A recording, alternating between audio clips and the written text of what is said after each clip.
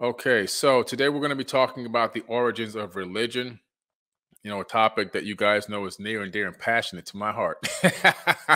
So, merely state facts. And I'm hoping, that these facts that I'm stating are going to help awaken some people and make them want to ask more questions. That's the purpose of this whole thing. I want people that have been born into a system that is designed to mentally enslave them to start to look for the keys to the doggone cell because they can let themselves out. And what's happened is when you're born into a religion, you kind of get this I get this concept or this ideal that this is what you have to do. And if you don't do it, you're going to be letting down family members, you're going to be letting down loved ones and so forth. And you're not going to be able to be a part of anything. It's actually all false. You can still be a part of things. You can still, create a new reality for your loved ones. You can still be a part of things. It's just that what's happened is when you're born, you're given that name, that race, and that religion, and then you spend the rest of your life really, defending a false identity. And so we have to start to dispel some of these crazy concepts, because if we don't dispel these falsehoods, we're going to persist generation after generation after generation after generation with this mental enslavement, with no real truth, no real information backed by actual historical fact that has been left behind by our own ancestors. This is not like stuff that I make up. And I think that's the difference between me and a lot of other people. I'm always giving you guys the information and I'm telling you where it comes from so that you can become your own researcher. You can discern the information for yourself and you can make your own decision what you believe. That's what it's all about. We're going to break down some of the very beginning structures of religion and, pretty much how it got started. All right. So we're going to get right into it, guys. The origins of religion. All right. You got your tea? What you're looking at here is a Melanesian cargo cult. Cargo cults are known literally all over the planet. And the largest cargo cult is Christianity. That is the largest cargo cult. Okay. This cargo cult has its roots going back all the way into the time of the testing of bombs and the wars, when the U.S. military will go to these islands and in these other foreign countries, and they would test weapons, they would test nukes, believe it or not. Bikini Atoll, they blew up the damn island. They moved the people off their own island and blew up the damn island. I mean, there's so much stuff we do that's crazy. But in the midst of this, in the midst of these islanders had never seen anyone before other than themselves, really. They started to see airplanes, weaponry, military soldiers walking with guns and rifles. They started to see, the USA, across the chest of the uniforms that the military wore. And also the military would give them cans of corned beef hash, bottles of water, MREs, and those kind of things. And so it was like the gods, in their eyes, the gods were blessing the tribe and bringing them these gifts for them being good people and so forth and so on, which led rise to prophets and everything else, right? You can see here that this tribe is still walking around with USA tattooed on their chest, or painted on their chest, really, with these artificial guns that are just sticks that have, bayonets on the edges like they used to see when the military came there many decades ago. Okay. So what happens when an advanced civilization meets a less advanced civilization? The lesser advanced civilization, it looks like this civilization is magical. They don't understand technology. And what do? We deify them instantaneously. They're deified. That's it. They're gods. They have to be gods. There's nothing else. There's no other thing it could be. These are gods because we don't understand their technology. let's look at cargo cult. Let's look at the term itself. The reason why I'm reading this and I add this stuff in is so that you guys don't say, "Oh man, he's just making this stuff up." No, no, this is from the Anthropology Encyclopedia. Cargo cult. The term appeared in 1945 at the end of the Pacific War.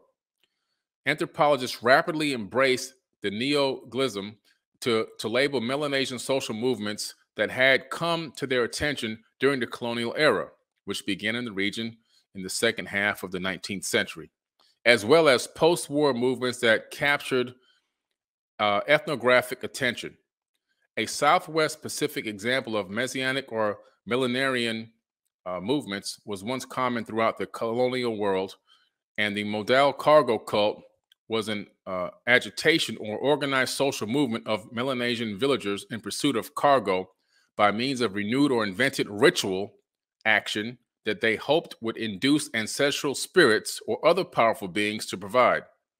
In other words, what they're saying here is once these military soldiers started coming to the island with this cargo, in other words, these cans of these MREs and these cans of corned beef hash and bottles of water and soda and all this other kind of stuff and clothing and things.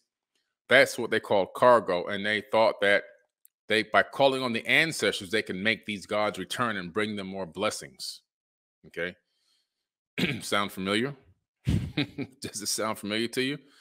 Typically an inspired prophet with messages from those spirits. Sound familiar? Sounds like a preacher, right? Here goes the preacher man getting ready to do his thing.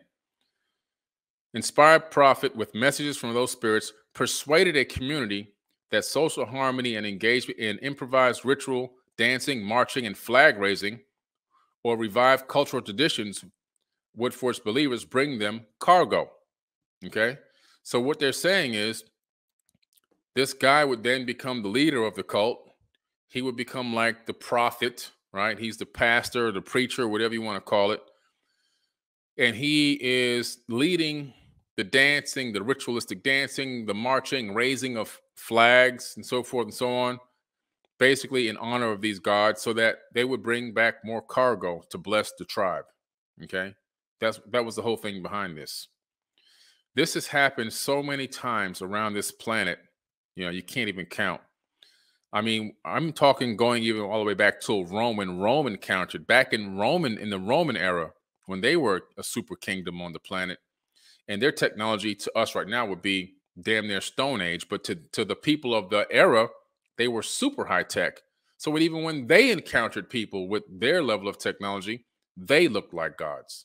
It's the same thing that happened when Christopher Columbus accidentally got lost and kind of stumbled across those islands and got saved by Native Americans, indigenous people. I don't want to use Native Americans, by indigenous tribes, and then decided, the tribes automatically assumed, based on a prophecy, that these were gods, returning, basically.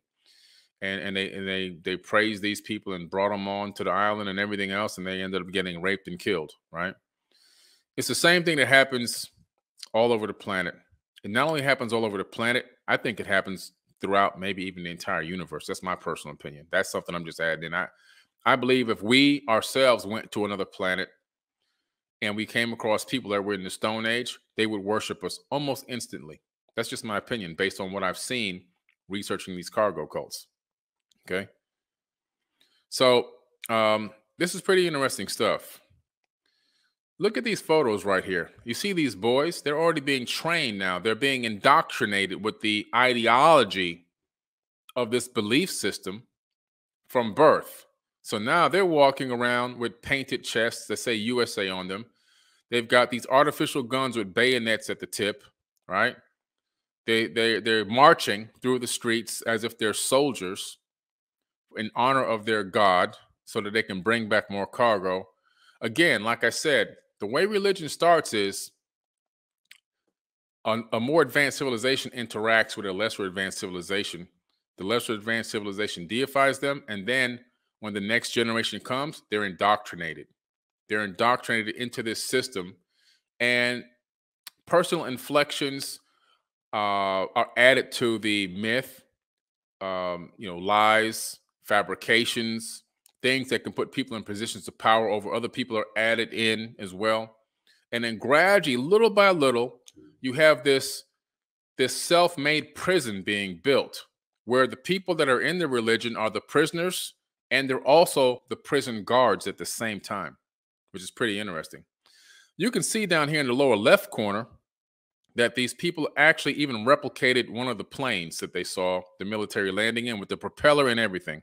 You can see this flag that they made, right? They're very, very astute people. I mean, these are intelligent people. But again, the thing that eluded them was technology. They didn't understand it. And so because they didn't understand it, it became deified. And because they're very artistic, they were able to replicate all of this in this fashion. And this is one of many cargo cults that existed around the planet. Look at this. Check this out. Look at these planes. These are an honor. Look at this satellite dish. Look at the intricate level that they went to build this communications device that's really just made of straw and tree limbs and grass probably or whatever. Look at the intricate design here to work. Look how hard they worked to build this thing. You know, and so what they would do is they would go out and pray underneath these objects that they built and look up at the sky for hours, hoping for the gods to return. Anthropology or cultivated a number of important keywords, including culture, ethnicity, worldview, socialization, ethnography, and the rite of passage. Among these terms is cargo cult, which, although more particular in scope, has enjoyed surprising popularity both inside the discipline and beyond. Peter Worsley, who compiled an early overview of cargo cults in The Trumpet Shall Sound, which is a book, offered what had already become the standard definition of cargo cults. Strange religious movements in the South Pacific during the last few decades. In these movements, a prophet announces the imminence of the end of the world in a cataclysm which will destroy everything. Now, this is coming up. This is what this author, Peter Worsley, had observed. Okay, listen to this. Tell me if this sounds familiar. Tell me if this story sounds similar. These are people who never heard of the Bible. Strange religious movements in the South Pacific appeared during the last few decades. In these movements, a prophet announces the imminence of the end of the world in a cataclysm which will destroy everything. Then the ancestors will return. Does this sound familiar to you guys? I'm just asking. Does this sound familiar? People who never heard of Jesus and the Bible and none of this stuff. Then the ancestors will return, or God, or some other liberating power will appear, bringing all the goods the people desire and ushering in a reign of eternal bliss. Won't he do it? Hallelujah. You see? This was written in the 1950s, this book. This is an observation by an anthropologist who traveled to all these cults and realized they were all doing the same exact thing. The same exact thing that all religions are doing today around the entire world, pretty much. They are all going through the same exact process that I just described to you. A prophet announces that there's the end of it's the end times. There's a cataclysm coming, right? To destroy the world. In Christianity, it's going to be destroyed by fire this time. The first time it was destroyed by water. Now it's going to be destroyed by fire. But then there's a second coming. There's a return of the God that's going to come and liberate everyone who believes in him and who worships him properly. And you're going to get the eternal bliss. You're going to get eternal life. It's the same story. It's the same story. What's different? It's just the different advanced civilizations that meet up with the lesser advanced civilizations. That's what it is. And that's how you became your ancestors or your parents or your brothers and your sisters and your cousins and all those people. That's how they became religious. Let's check out this video, this 2-minute video. Hey guys, you see what I'm talking about? If you look into the Emerald Tablets of Thoth, you discover again a situation where human beings deify people that came here from somewhere else. So we know that Thoth, according to his records, that he's not from Earth, just like a lot of these other people that worship these particular gods in different religions, which we're going to look at tonight as well. They all claim to not be from Earth. And what's interesting is when these gods with a lowercase g, when they leave, they become deified. Let's look at the just a few paragraphs here in the preface of the Emerald Tablets. The history of the Emerald Tablets in the following pages is strange and beyond belief of modern scientists. Their antiquity is stupendous, dating back some 36,000 years BC.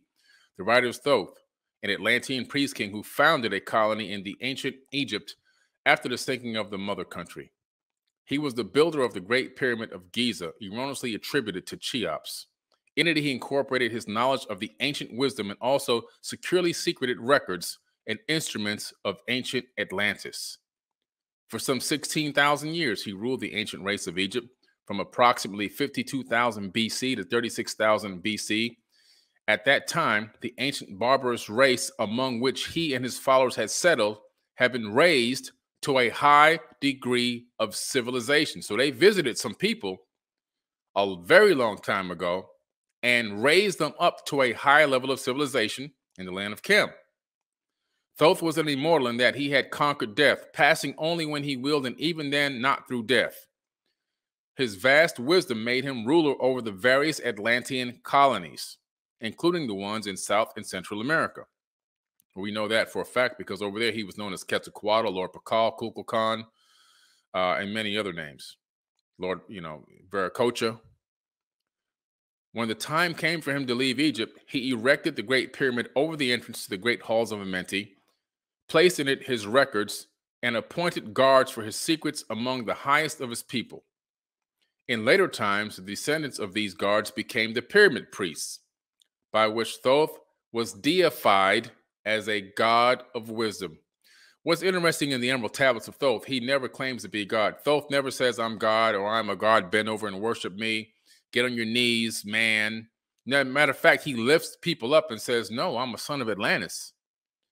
And so he never says that he's a god. That's one of the things that I actually appreciated about this guy. And I do mean guy. He's not a god. Some of his relatives pretended to be gods. They masqueraded as gods because they found it was a lot easier to get the people to worship them, to do the work without them knowing that they were slaves, right?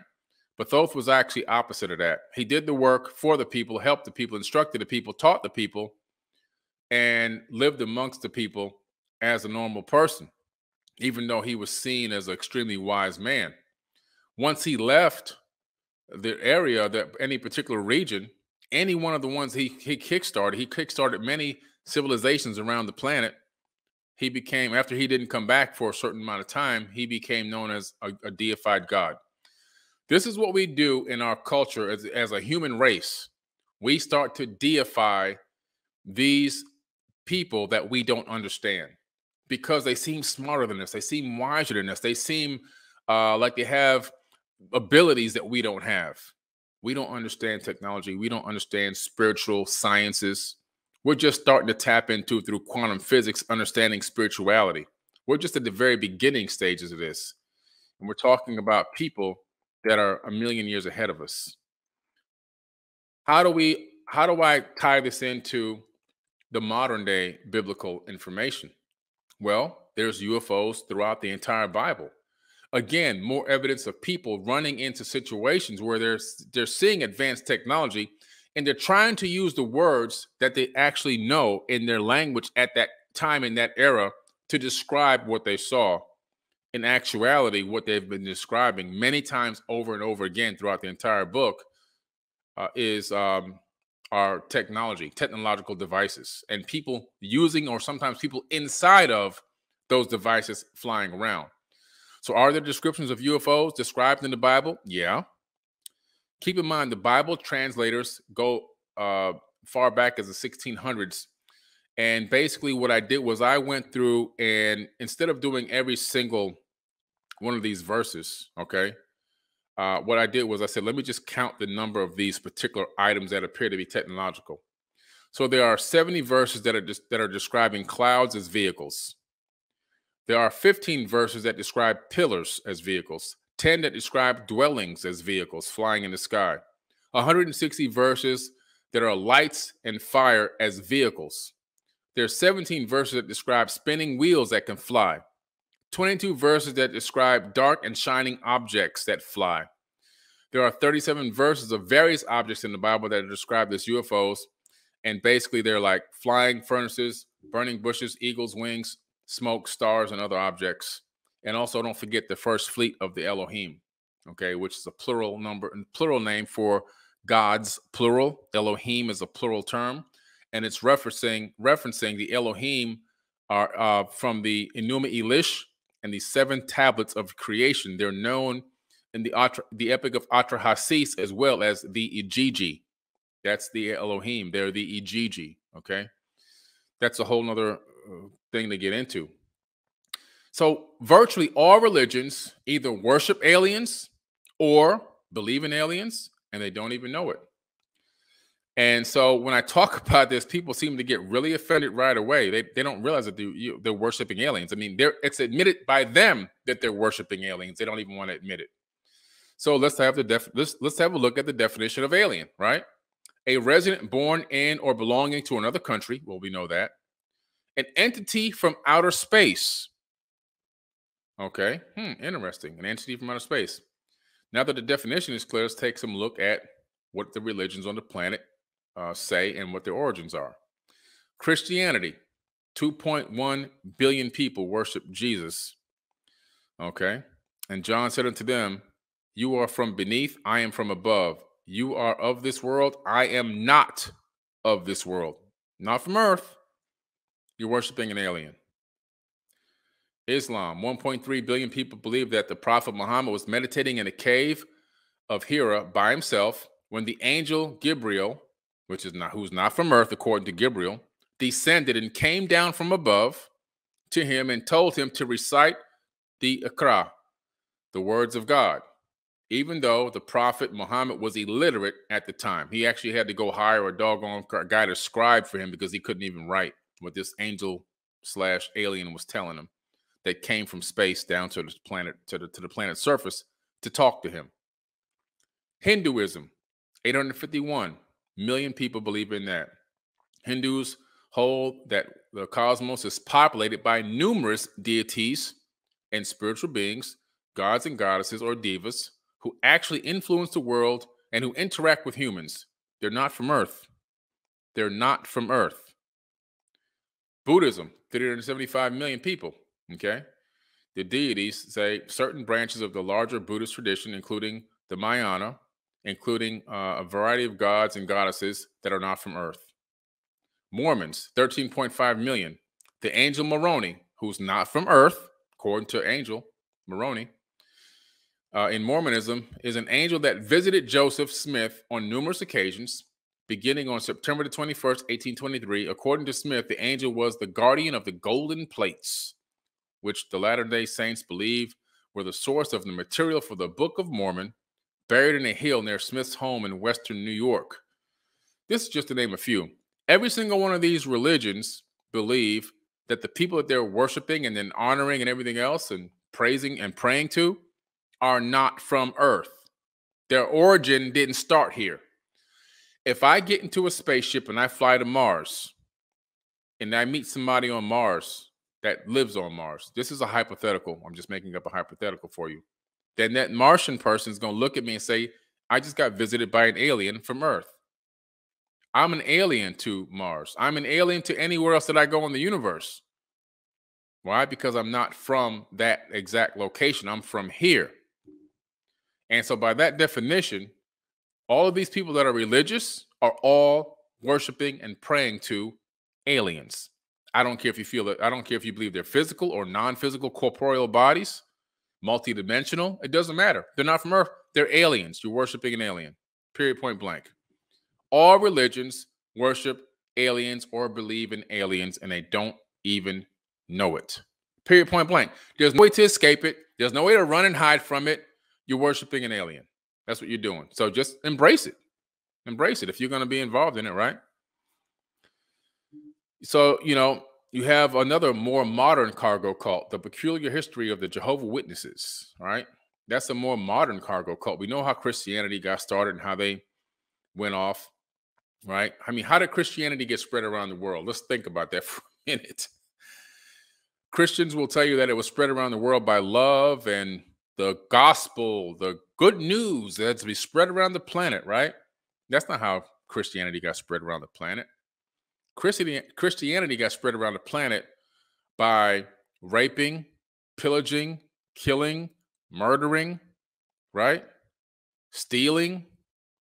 That's how it got spread around the planet. During the papal inquisitions alone, which spanned over 700 years, where the popes themselves ordered the killing and the murder of anyone who would not align with the church. And so the inquisitions, they went literally continent hopping, and they killed over 50 million people over the course of 700 years under the order of the popes that ruled in those eras. The papal inquisitions, look it up.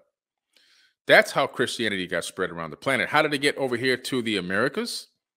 Well, the Spaniards came over here and the Europeans came over here and beat and raped and killed and slaughtered. So what they would do is they would go to an indigenous tribe and they would take the chief or the chiefess or whatever, and they would bring them out in front of the whole group of people, the tribe, and they'd say, you're going to learn this, and if you don't want to learn this religion, then we're going to have to kill you.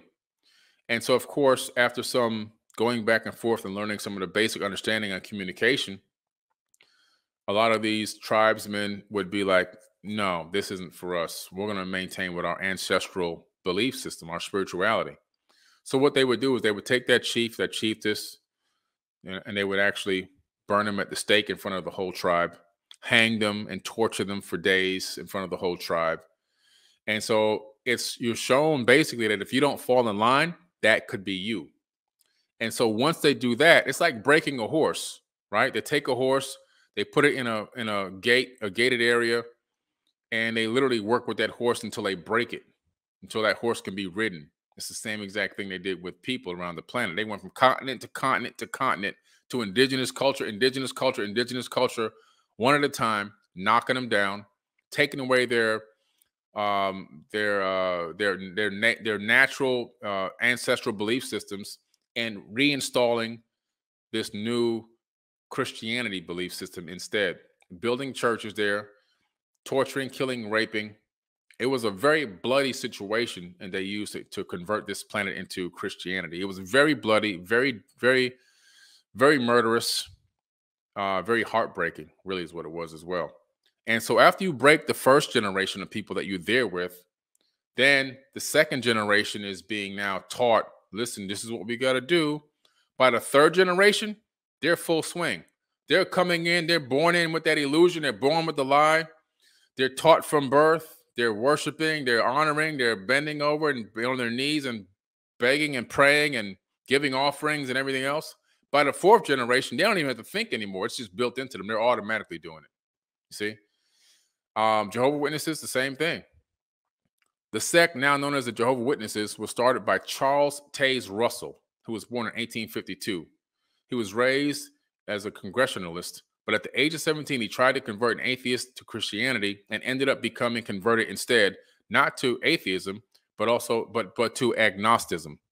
Some years later, he went to an Adventist meeting and was told that Jesus would be back at any time, and he got interested in the Bible. The leading light of Adventism had been William Miller, a flamboyant preacher who predicted that the world would end in 1843. Oops, another mistake there. When it didn't, he discovered his mathematical error, basically. He said, I screwed up, I made some bad calculations, so forth and so on. But a lot of people left it. But this guy, Charles Taze Russell, decided to move on and build his whole religion from scratch, which is the Jehovah's Witnesses. He started with the little magazines, the Watchtower magazines, and he built it from there, literally, okay? And this is a more modern religion. It's one of the newest ones that actually exist on the planet. The Bible itself that they read from is a completely converted and rewritten Bible. Words taken out, words changed around, paragraphs changed, Gnosticism added in some places taken out. I remember I was let me go back to the screen here. I remember I was walking on the beach, okay? And that was where I go and do my 5 mile walks. And there was a group of, you know, Jehovah Witnesses out there, and they're screaming and carrying on and trying to stop people. I said, well, let me just stop. Let me just stop because I need to see how much do these people know about their own religion. And so I stopped, and the lady started talking to me, and she started telling me about Jehovah Witness and Jesus and all this other kind of stuff. And I said, okay, interesting. I said, I'll listen to you if you can answer some of my questions about your own religion. So she goes, oh, yeah, sure. What do you want to know? I said, who is the person that founded this religion? She couldn't answer the question. She literally couldn't answer the question. I said, okay, well, that was Charles Taze Russell, who started with the Watchtowers. I started asking more questions. Like, what year was your Bible redesigned and basically written? Because it's not the original text. It's not the canonized Bible. She couldn't answer the question. I said, interesting. You don't know that either. Okay. I asked her, I asked this lady so many questions. She couldn't answer any of them. And I said, tell me about this 144,000 that you guys are always talking about that are going to go to paradise. They don't call it heaven. They call it paradise. And she says, well, you know, only 144,000 are going to make it to paradise. And so I said, 144,000. Interesting. I said, well, how many people do you think there are on earth? She said, oh, about 3 or 4 million. I don't know. I said, 3 or 4 million? There's 3 or 4 million people in Florida where we are right now. There's 3 or 4 million people in this state. I said, do you realize that there's 310 million Americans? She goes, what? I said, yeah, there's 310 million people in America, and there's 7.8 billion people on Earth. Her eyes got big. I said, so if only 144,000 are going to make it, that's less than 0.1%. Why would you be telling this to anybody? Shouldn't you be keeping this a secret for yourself so you can be one of the ones that make it? Do you understand that you're spreading the information on what you believe? It's only 144,000 going to make it.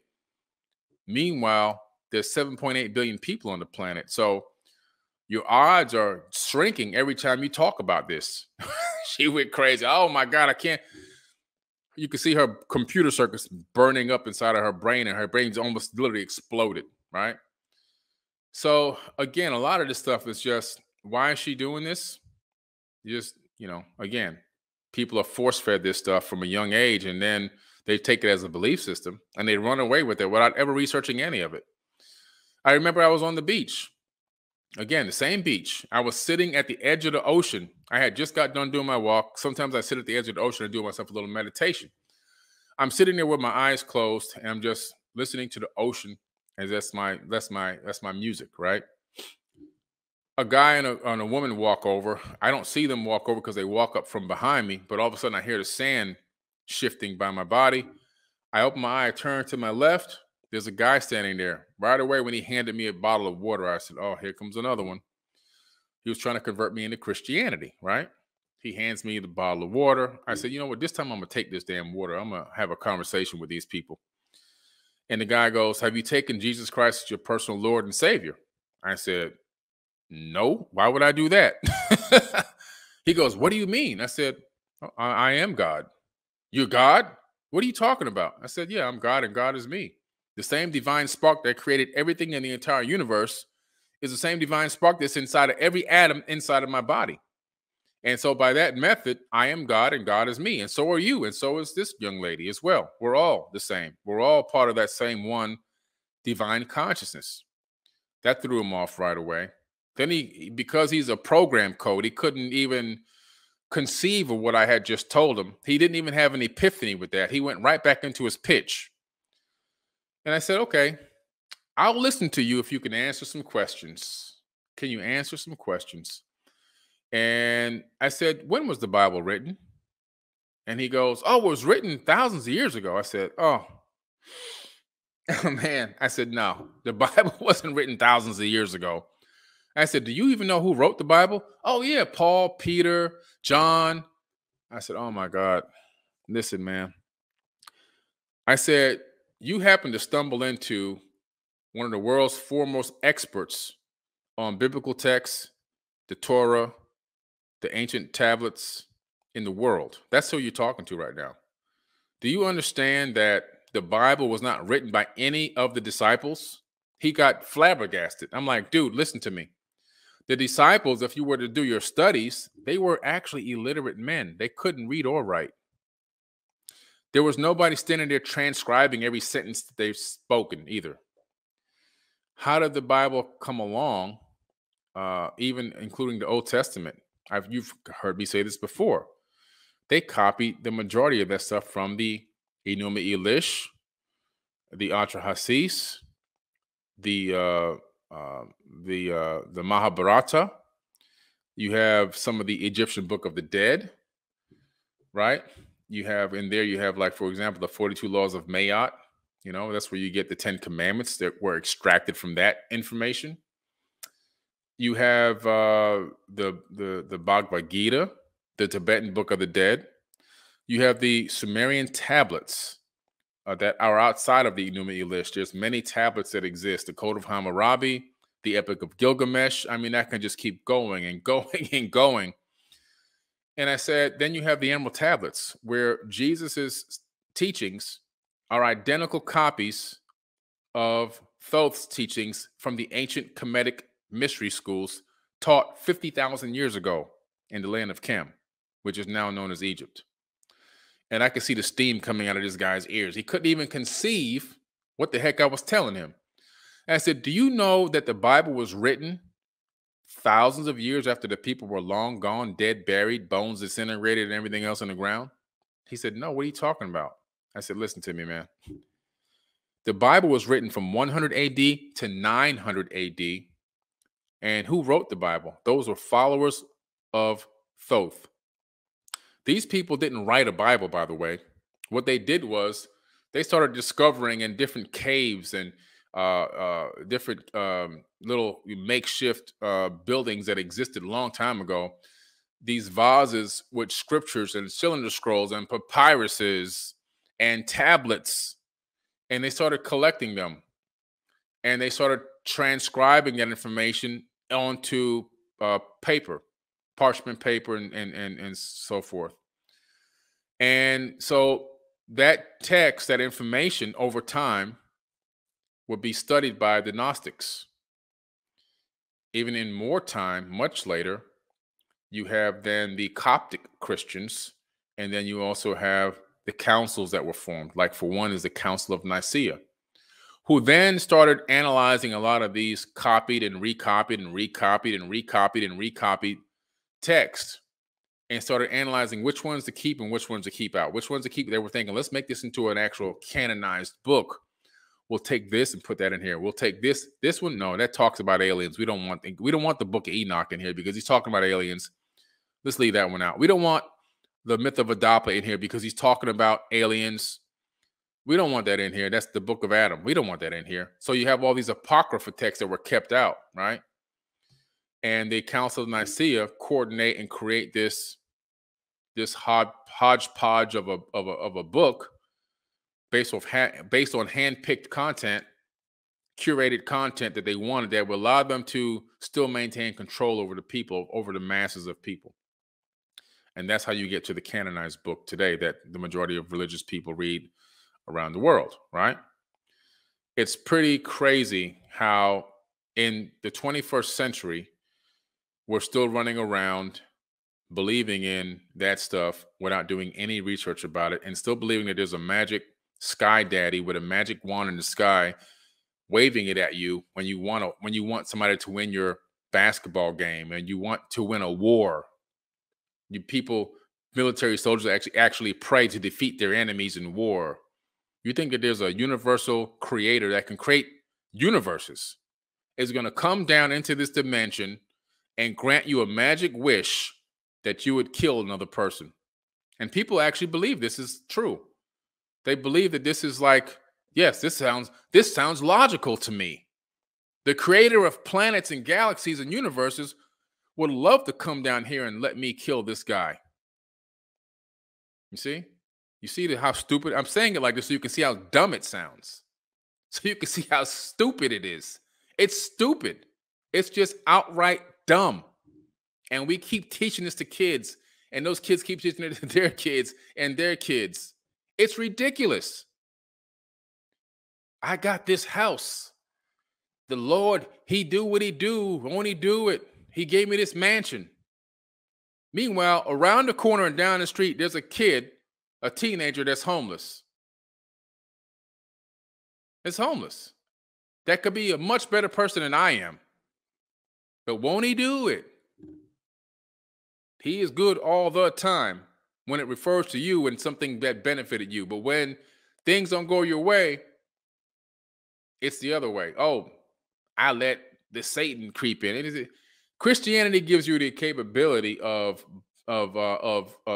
blaming all the good things that happen on this magic guy with a wand, and I do mean a man. You guys keep calling him a man. Him, he, him. There is no such thing as a gender of a god. Doesn't exist. The universe is based off of yin and yang, light and dark. The universe is based off of good and evil. It's based off of that scale. And that means that the energy and the frequency that's creating everything we see in this realm, the divine energy itself, is also a frequency that has high frequencies and low frequencies built into it. It's a range. And so God is actually a frequency that you tune into. It's not a him or a he that everybody keep running around with. And I can't stand it when I hear women keep calling God a man. It's already bad enough that we've already subjugated you. You couldn't even walk into a church, first of all. That just happened recently. You can walk into a church. You would be stoned to death if you walked into a temple or a church back in the day. Okay? You just got a little bit of rights recently. You got to vote and things like that. That's not too long ago. And then right away, you're indoctrinated into still calling on God as a man, knowing that all life comes from a womb. You know that all life comes from a womb, right? But you're still calling this God a man. Doesn't exist. Not that way. The creator of a universe is not going to come down from outside of the actual universe, because whoever created this universe lives on the outside of it, not inside of it.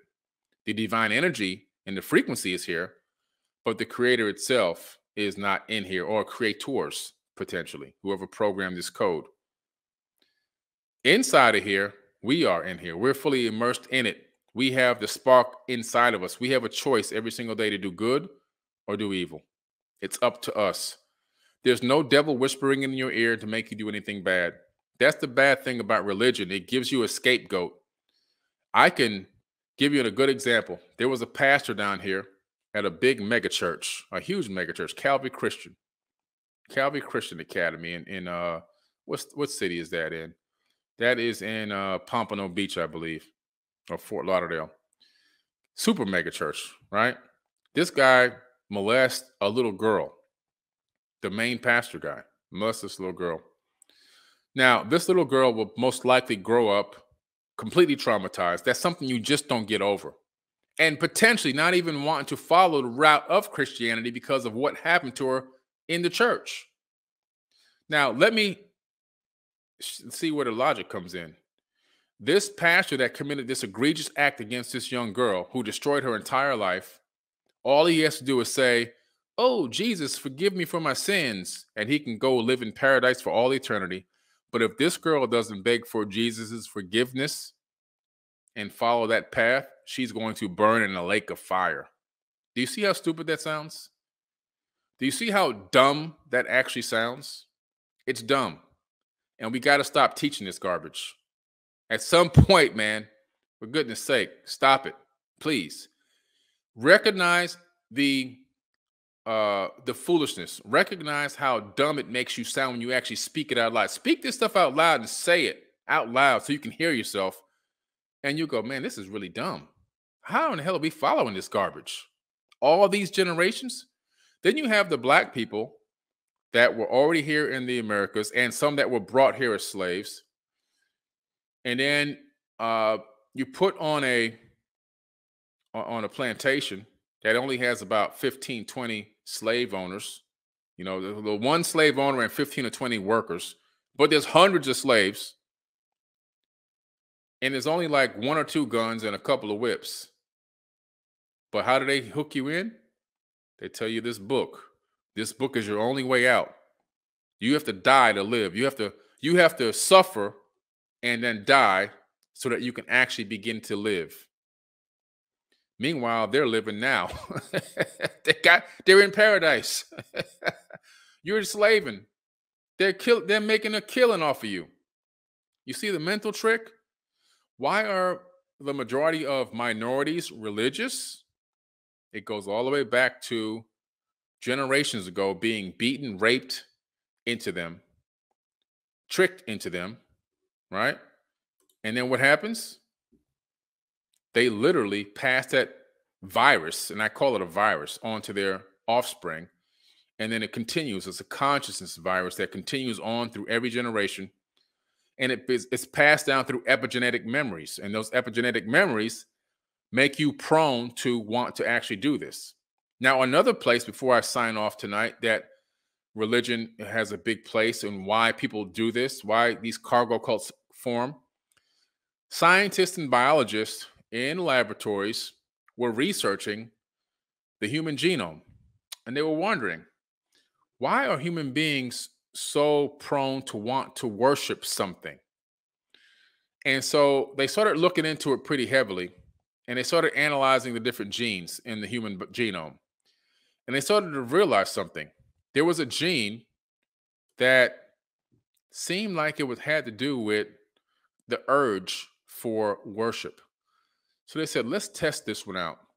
How they were doing this, they were putting these electrodes on people's heads, and they were having them have spiritual moments where they would be praying and so forth and so on, trying to analyze which part of the brain was doing this and how it triggered certain genes in the body. Well, they found the gene. It's called a worship gene. Now, what's interesting about this worship gene is they discovered that this worship gene is not that old. It was inserted into the Homo sapien genome around 200,000 years ago. Why is that important? According to the Sumerian tablets, about 200,000 years ago, that's when they decided to take out our chromosome number 2, fuse it together, and put telomere caps on each end, and get us to do the work for them in the fields as well, around that same 250,000 years ago range. The biologist said that this type of mutation couldn't just happen in 200,000 years. So it was purposefully done. Somehow they can't explain it. It should have taken millions of years for something like this to actually evolve in the human body naturally, but it didn't. It just appeared. That's because these people that tinkered with us, these Anunnaki people that tinkered with our genome, these advanced beings that are people, flesh and blood people like you and me, they literally took that chromosome number 2 out, fused it together, put telomere caps on it to shorten our lifespan, as well as inserted a worship gene or activated a worship gene in our body so that we will worship them as gods, do the work for them, bring them the offerings. What do you think the offerings were? If you analyze the Sumerian tablets, you find out what the offerings were. The offerings was their food. If you go to Egypt with me in 2022, we'll go to the temples where people would line up back in the day for miles to bring offerings to the demigods, to the pharaohs, and to the Anunnaki that were living and inhabiting some of these temples. And the purpose was they have these storehouses built inside the temples where they would take all these offerings and stack them up. Why? Because these people ain't going out there to kill no damn animals and grow no food. No, that's the offering. That's what the offerings were. The offerings were you bringing free food to these people. And in return, you'd get a blessing. Okay. My kid is sick. Can you bless us? Here's my best offering. And you bring them all this meat and all these fruits and vegetables, and they put it in the storehouse. The storehouses are still there to this very day. When you go to Egypt with me, we'll go straight to the storehouses and show you where the Anunnaki used to keep all the food from all the offerings. That's what the offerings were all about. Not paying 10% of your income so that the church can the pastor can drive a nice car and have a nice mortgage. It was because it started out originally as bringing us food, because we're not going to go hunting, man. We ain't got time for that. We're too busy dominating you guys. And so, you look back at the slave the slavery times, and you see these slaves, they got 20 people, 15, 20 people tops ruling over them on one plantation. They don't even say to themselves, you know what? This can't happen. We got to stop this now. Now, certain places there were some insurrections, but not enough places. Instead, that one book, reprogrammed them so good that even today, there are megachurch preachers. I saw this one female megachurch preacher. If you look it up on YouTube, you can find her. She's saying it's a good thing for slavery because if it wasn't for slavery, we would still be worshiping trees in Africa. You see how twisted the brain is? You see how sick that is? Somebody in my family went to their grandfather because they were showing their grandfather how the Palestinian kids in the field were getting picked off by Israeli soldiers, shot for fun. And that relative's grandfather told him they deserve it. Those kids deserve to get shot and killed like that. He's a Christian. The guy's a pastor, actually. And the reason why they deserve it is because they're worshiping the wrong God. Do you see how sick this is? This is why I'm doing this little talk, and I'm going to go into the next few weeks about this. And I'm going to keep digging deeper and deeper and deeper, because the reason for the most killings and death on the planet to date is over two things: religious beliefs and political beliefs. That's it. Those are the two things that have destroyed the number of men on the planet. That's why there's 4 women to every man, 4 to 1. Why? The wars going all the way back. The wars primarily over religion. In more modern times, a combination of religion and politics. In certain parts of the world, it's religious, like in the Middle East. And in certain parts of the world, it's more political, like here in America. And then we take advantage of the people that are religious zealots in those other countries, and we use them to fight each other, and then we steal all their stuff. We snatch it all up. Right? That's what we did to the Taliban and these guys, right? We just trick them into fighting each other and get them all in this big old thing going on over there. We supply them with all the weapons and everything else, and the jeeps and stuff, right? And then after we get them in this big mix, we just snatch it all away. You pull the carpet out from under their feet and snatch everything. So it's crazy. So anyway, guys, it's just so much. I mean, I can go on and on, but this is just part 1. There's a lot more I'm going to get into next week. And just continue for maybe 2 or 3 episodes, maybe 3 or 4 episodes of this. We got to really dig deep into what in the world are people running around here believing in? What in the world and who in the world are they praying to? We haven't even got, that's a whole nother episode. We're going to tap into who they're praying to on the next episode. They're not praying to God. I'll leave you with this one take. So another guy, people are always trying to convert me into Christianity because they see me walking around with this Eye of Horus all the time, right? I used to have the bigger one on my other clothes, right? They would see me walking around with it on my hats and stuff. And right away, they think it's some devil worship, whatever. And they want to convert me. They want to save me, you know? They want to take me out of damnation and all this kind of stuff. And so this one guy, once again, he wants to convert me into Christianity, and he's talking to me, and he's talking, and I'm just listening to him. And he starts talking about Satan the devil. I said, tell me more about this Satan the devil guy. Now, don't keep in mind, anytime I ask you a question, I already know the answer. If I ever ask you a question, I already know the answer. I said, tell me more about this Satan guy. Tell me more about this guy. I want to know more about him.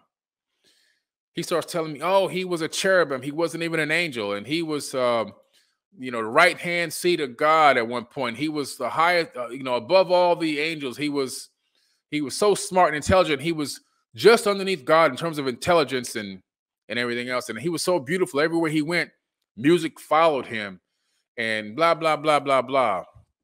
I said, wow, I said, so IQ is pretty high, right? Very intelligent. Oh, super intelligent on the level of God. Wow, that's incredible.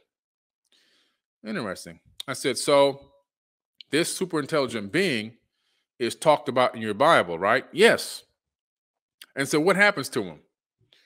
Oh, well, he's let out to deceive mankind a couple of times. And in the end, he's cast into this lake of fire for all eternity. I said, really? Interesting. He's cast into a lake of fire for all eternity. I said, and who wrote this book called the Bible?